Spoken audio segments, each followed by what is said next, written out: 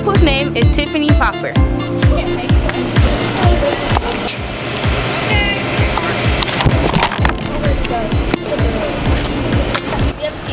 Yes, I do like science. She makes us think in a different way than usual, and I think that's pretty cool how she does that and how she explains things. It's a cool thing to have in a teacher in class.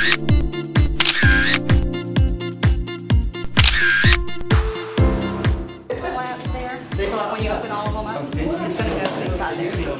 Hands-on, let me interpret what we're doing better. Instead of like just hearing what she says, writing it down, I just visualize it more.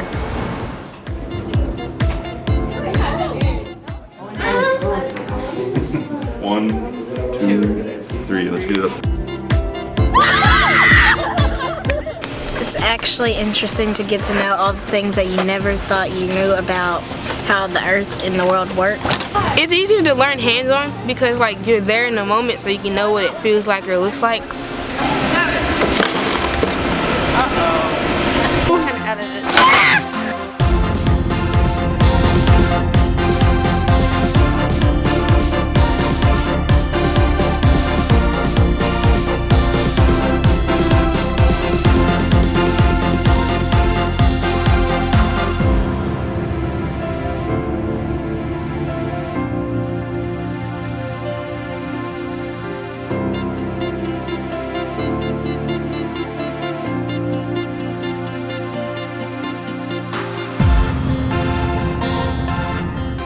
We have our core teachers that get together for the same team. So if you're 7th grade, all 7th grade, that particular subject or course, they come together during that PLC time. They also have a conference, but this is a time that they all meet together. We meet in our PLC every day.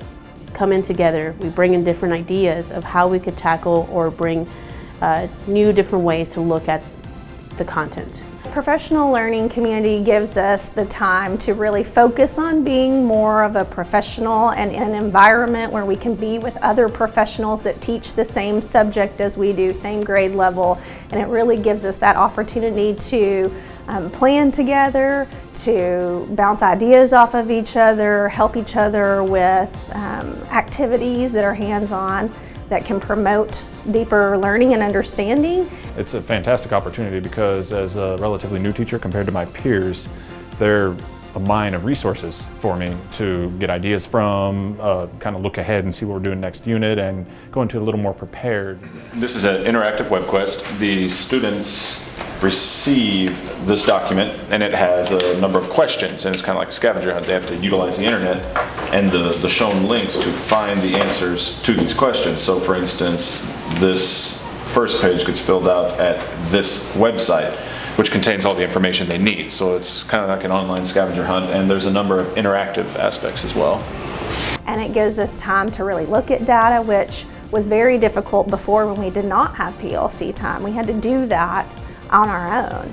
And so to have the PLC time, that greatly helps us going through data because now we have the time to do it and we have time to, I feel like a weakness of mine sometimes is going through data and analyzing it and what does it really mean.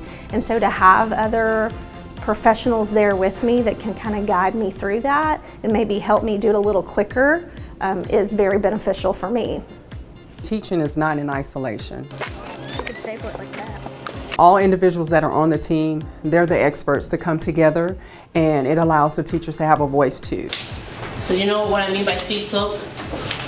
And it taps in on everyone's strengths, and then if there's an area where that may be challenging for them, there's someone else that can uplift them or give them the resources that they need in order to better them as well. So a coach's role in a PLC is really kind of a facilitative support. We help teachers hone their ideas, find resources, help them dig through the data, help them come up with plans. It's really a supportive role behind the scenes to help them do what they do. Having a passion for science, I'm able to help the teachers, and as I listen to their ideas, I'm able to say, hey, that's really great, let's go forth with that, or let's tweak it this way, or let's do that, or have we thought about doing this as far as what the activities we're planning, do they really match the standards? Is it really what we want the kids to learn? And so that's one role that I play a lot for teachers.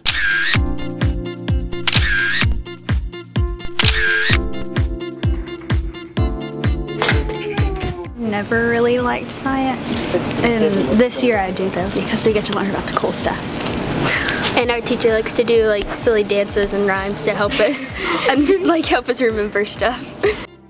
So the 4 questions that we like to focus on to help guide our work in PLCs are, what do we expect our students to learn? And then secondly is, how will we know if they did learn it? So that helps us with our assessments. And how do we respond if they didn't learn? And how do we respond if they already know it? Divergent, divergent, and transform boundaries. You have to make sure at all times that have gloves, an apron, goggles, your hair tied up, and closed-toe shoes on. Things that I hear often from teachers is that they need more time. They want more time. Because as a teacher, you're always behind, right? You're always behind. There's always a million things to do. So just that pause to handle things that need being handled is of great aid to us. So I know, for example, 8th grade science has been doing a lot of really innovative and cool things that we were working on in PLCs, and the result of that is that the kids have engaging activities that are tied to the standard. So it's twofold. And then when everybody's planning together, it's easier to look at data together because it's all the same data.